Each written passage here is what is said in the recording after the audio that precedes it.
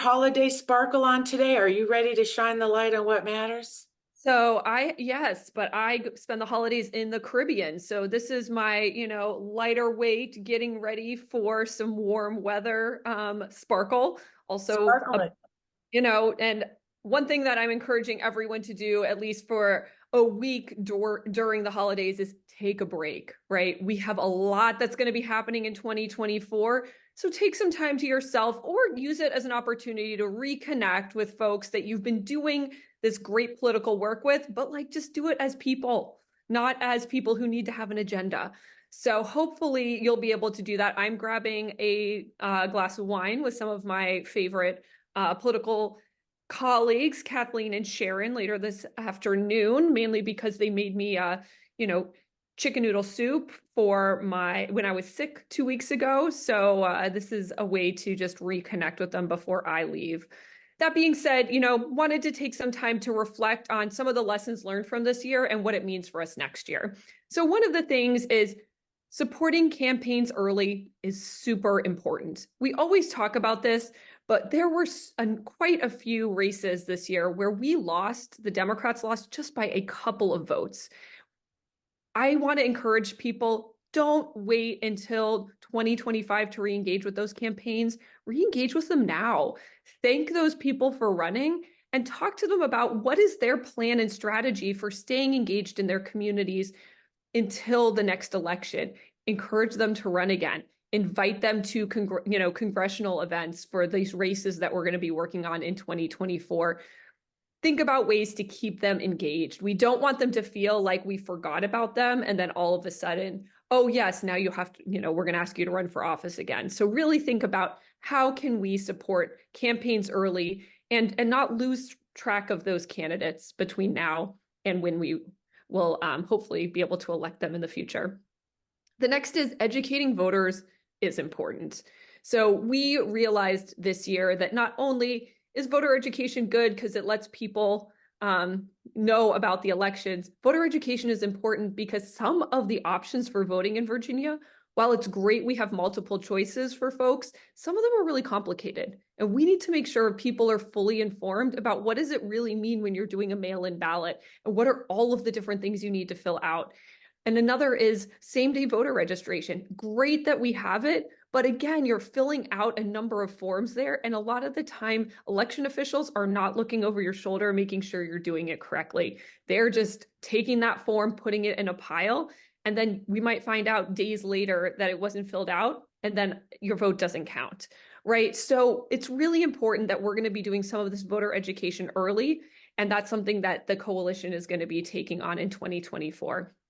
The third thing is showing voters that Democrats deliver is important, right? The fact that Democrats now control both the House and the Senate, we need to let voters know that Democrats are going to be acting on their behalf in Richmond. So this means during the General Assembly session, we want to highlight Democratic wins.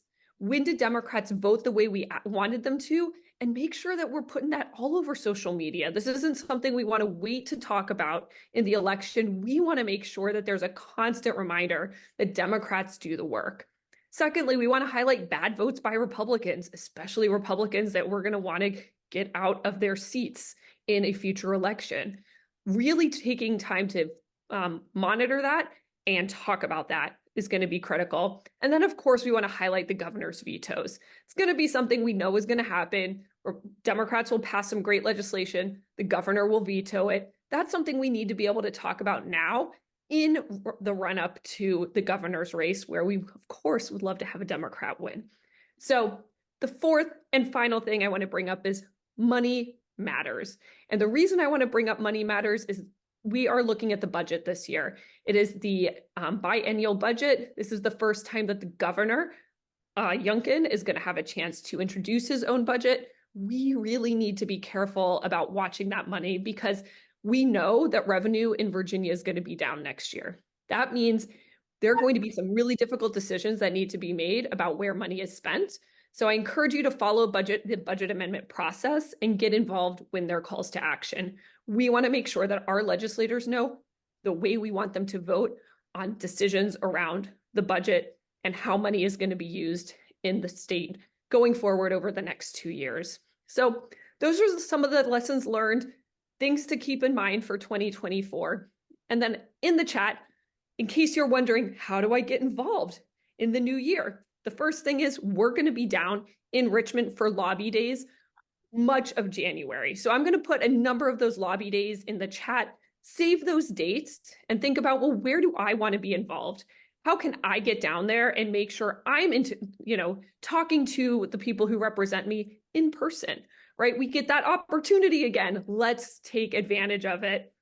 So, and then the last is, if you're not quite sure about the best way to be monitoring legislation, but you want to get more involved, I'm also putting in a training that they are doing on the LIS system, which is the system that we use to track legislation in Virginia. So if you're like, hey, I'm new to this, but I want to get better integrated into the process, it's a great way to do so. And it's just happening this afternoon at 2 o'clock. So is that the list system? Are you dropping sort of General Assembly terms? The list system is what is that? Is that the system we look for bills? Yes. Yeah. Legislative Information Services, maybe. Yeah, I love it. It's our government lingo. I have no, that means a wrap up. Santa's mad. We're going a little over, but I want to say, I'm going to show for our, put a word out for Network Novus organizing a celebration, an all in kind of action on January 10th and 11th. So stay tuned.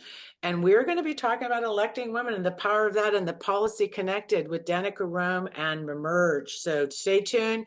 We'll be sharing that. So thank you, Luisa, about the importance of that advocacy and resting. Absolutely. Happy holidays, everyone. Bye. See you later. Holidays.